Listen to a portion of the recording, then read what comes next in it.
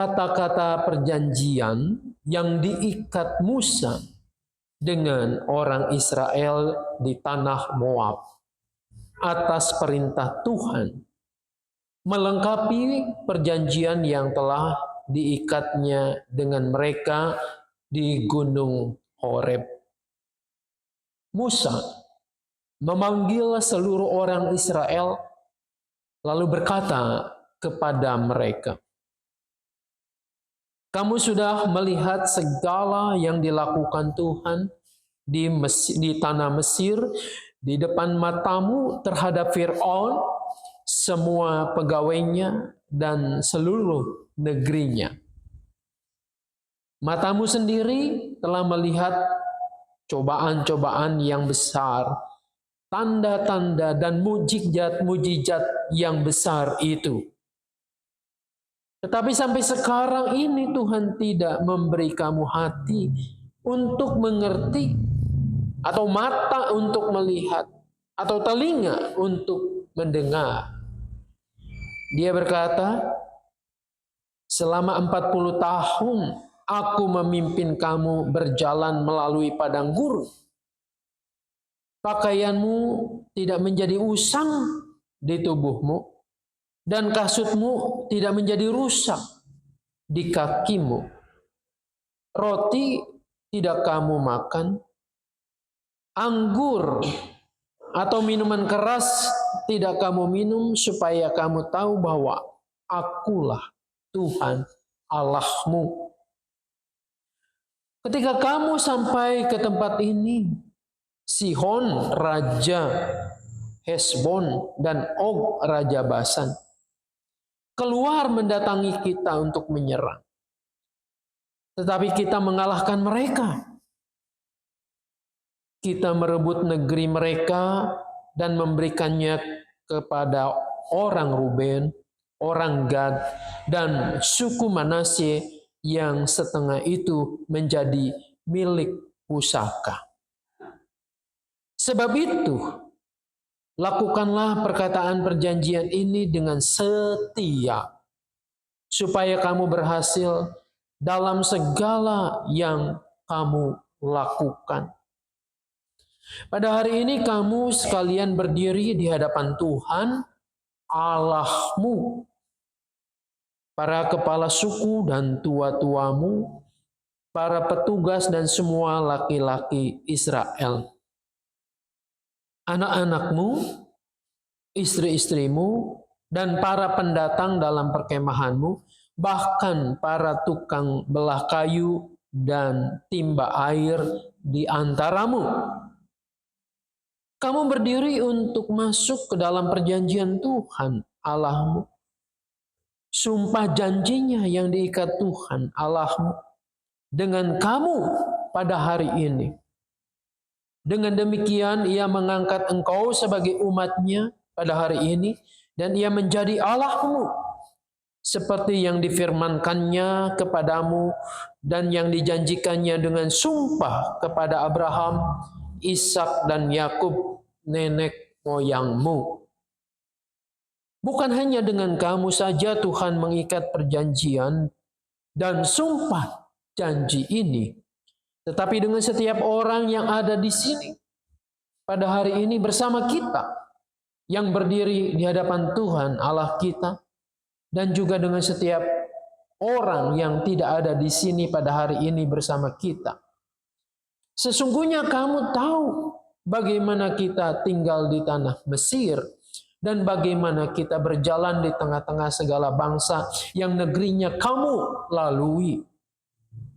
Kamu sudah melihat sembahan yang menjijikkan dan berhala mereka dari kayu dan batu, emas dan perak yang ada pada mereka.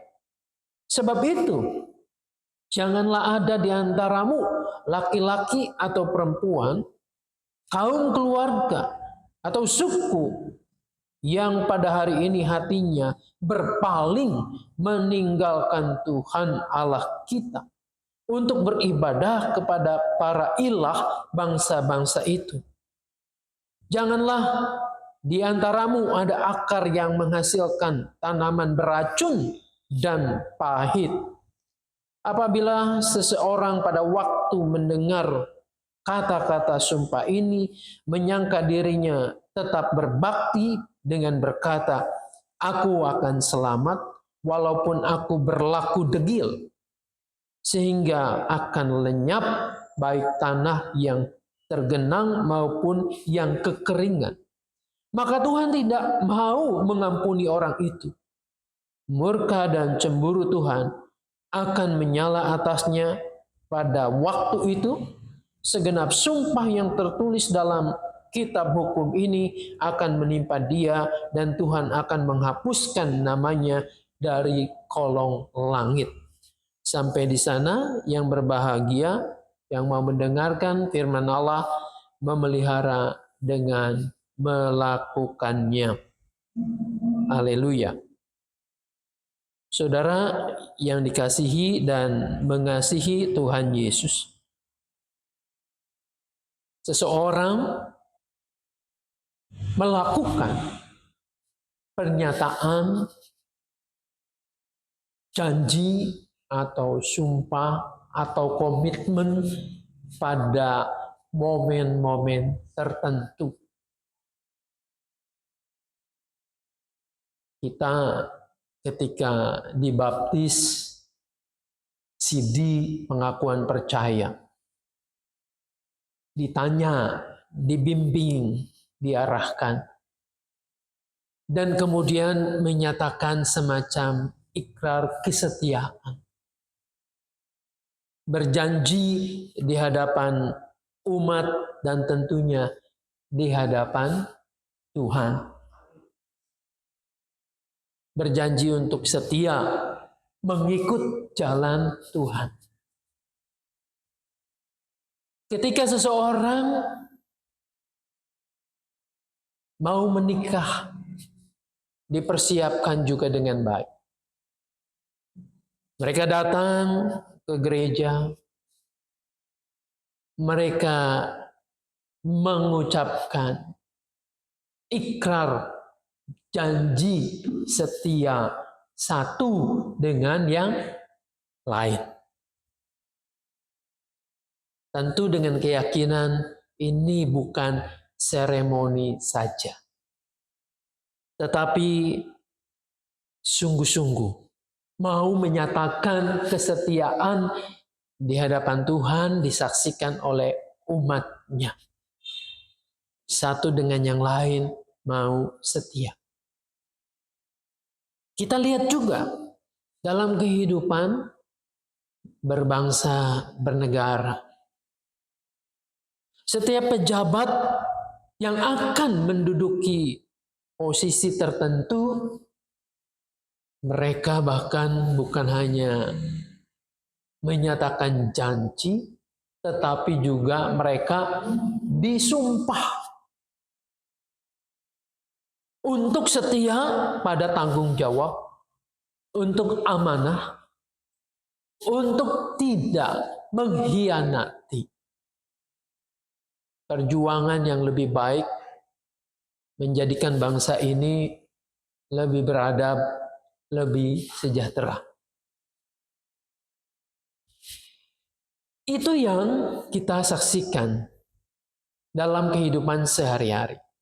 Tetapi mungkin juga dengan diam-diam di dalam hati, di dalam diri kita itu juga karena momen-momen tertentu kita bertekad, berjanji di hadapan Tuhan.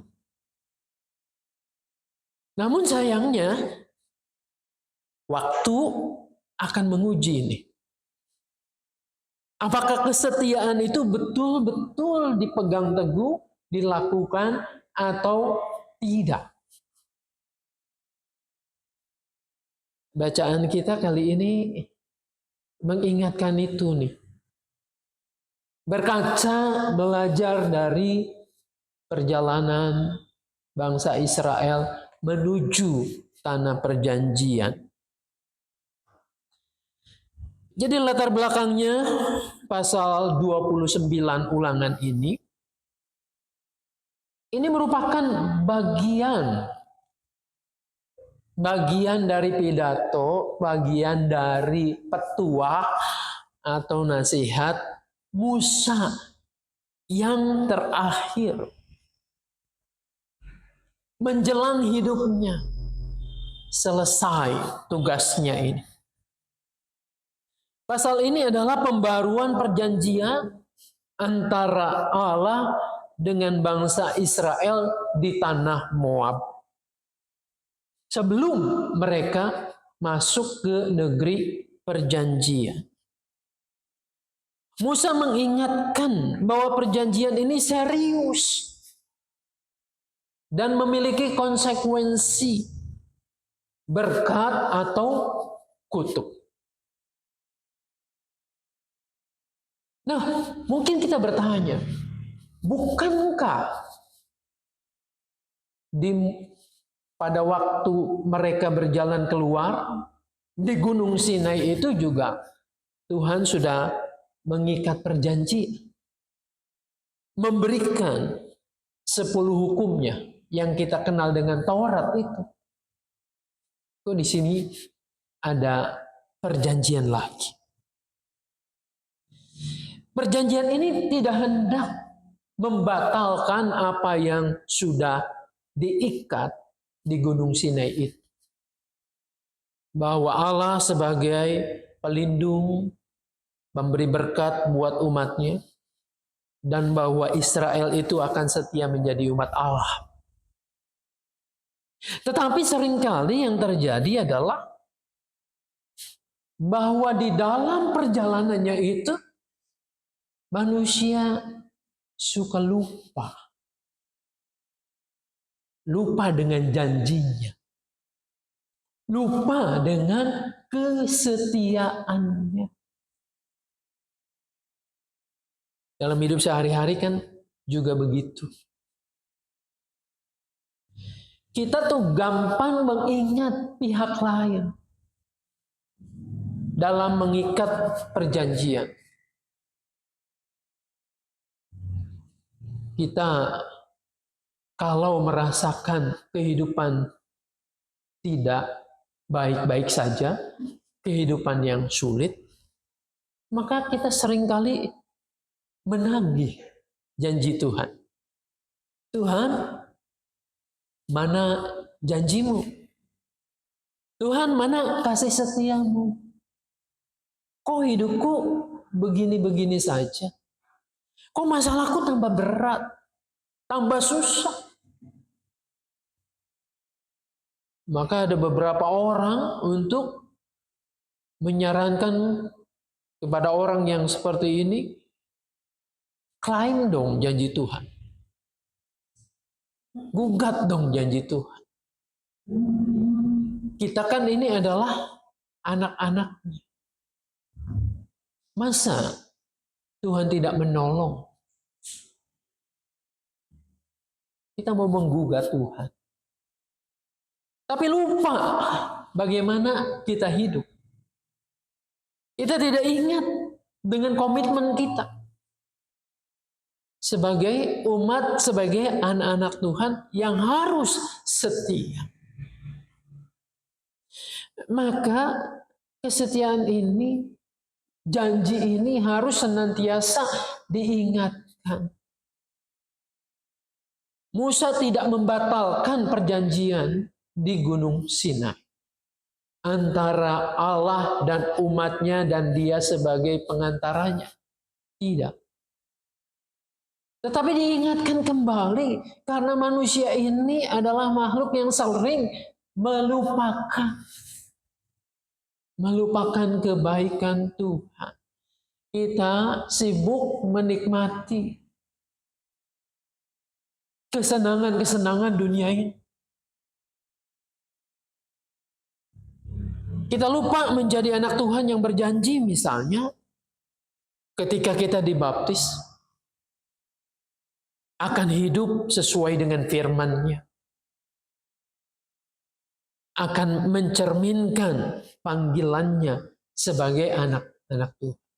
Tapi ketika waktu berjalan, hidup kita bergaul dengan siapa saja, kita menikmati kesenangan-kesenangan dunia ini, kita lupa akan komitmen menjadi anak Tuhan.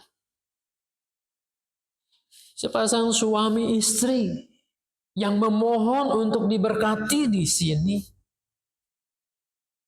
berkomitmen setia sehidup semati, saling mengasihi, mencintai. Waktu akan menguji itu. Godaan-godaan di luar akan banyak sekali. Apakah mengingat pada komitmen itu, pada janji setia itu? Maka harus senantiasa diingatkan. Para pejabat kita, ketika mereka diambil sumpah, dilantik, bersedia, komitmen, waktu juga akan menguji.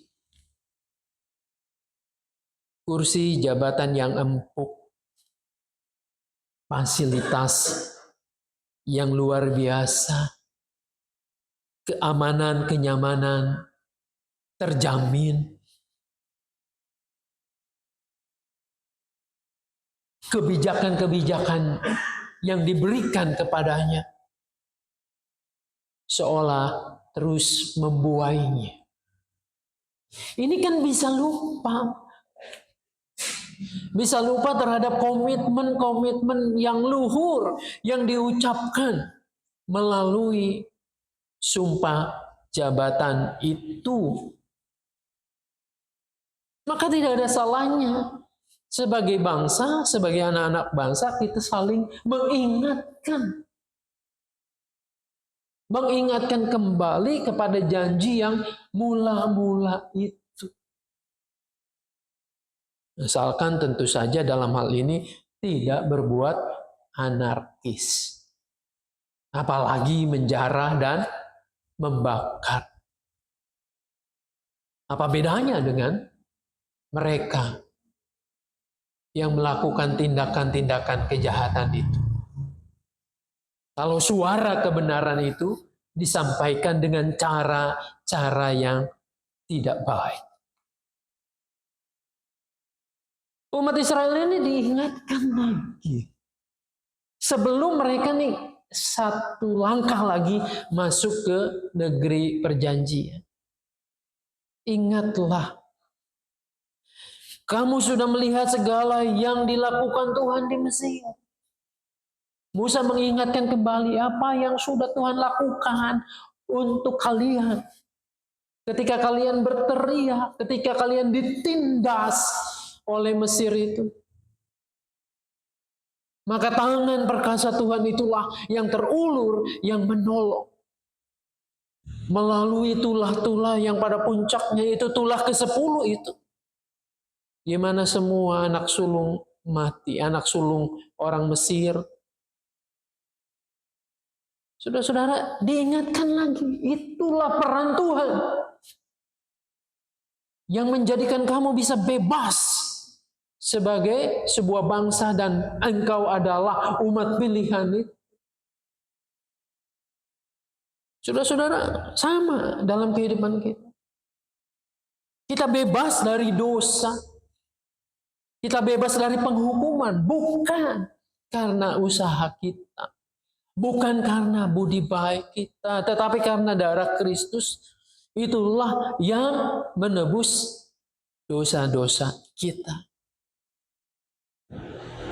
Dan untuk para pejabat juga diingatkan lagi. Ingat dulu. Sebelum kalian menduduki posisi ini. Kalau bukan tangan Tuhan yang menyertai perjuanganmu, maka tidak mungkin kalian ada seperti sekarang ini. Kalau bukan karena Tuhan. Jadi jangan pernah melupakan itu. Lalu Musa bercerita kembali. Ayat 7 itu, ketika kamu sampai di tempat ini, persis Musa berdiri di situ di Moab. Ketika kalian ada di sini, ini mau mengingatkan kembali kita. Ketika Anda ada di posisi sekarang ini, Sihon Raja Hesbon dan Og Raja Basan keluar mendatangi kita untuk berperang, tetapi kita mengalahkan mereka. Kita merebut negeri ini dan mendudukinya. Karena siapa? Karena tuh. Bayangkan bangsa yang tadinya hanya mengerjakan pekerjaan budak, pesuruh, pembantu, pekerja kasar. Sekarang mereka jadi hebat, bisa menaklukkan raja-raja yang disebutkan tadi dan tanahnya diduduki oleh mereka. Itu karena siapa? Karena Tuhan. Karena Tuhan yang menolong mereka, yang mengizinkan mereka bisa menduduki tanah itu. Nah, saudara-saudara, sama dalam kehidupan kita. Kalau bisnismu berhasil pada saat ini, usahamu sukses, kamu sehat, diberkati, jelas bukan karena usahamu sendiri, tapi ada tangan yang tak kelihatan yang menopangmu itu, yang menolongmu untuk pada posisi yang seperti ini. Diceritakan kembali,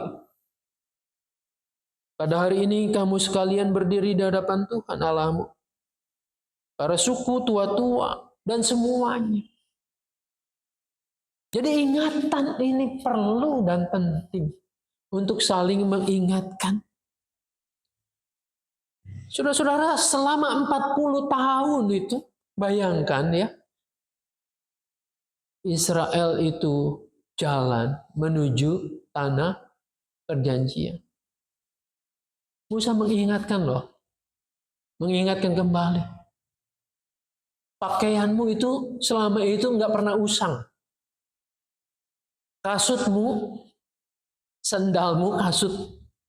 Selama 40 tahun itu nggak pernah rusak. Makanan itu selalu tersedia ada. Ini kan luar biasa.